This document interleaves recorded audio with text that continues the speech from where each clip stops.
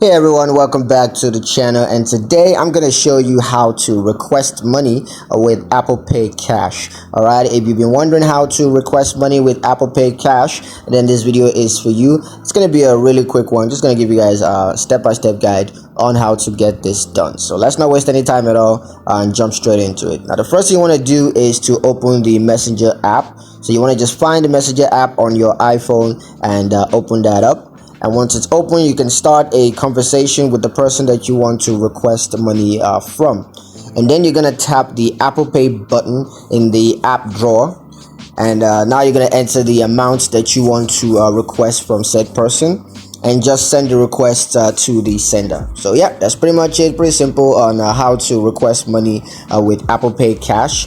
I hope you guys liked the video. Hope you found the information useful enough. If you did, like the video, comment down below, let me know what you thought. Share the video with your friends and subscribe to the channel if you haven't done so already. And I'll see you guys in the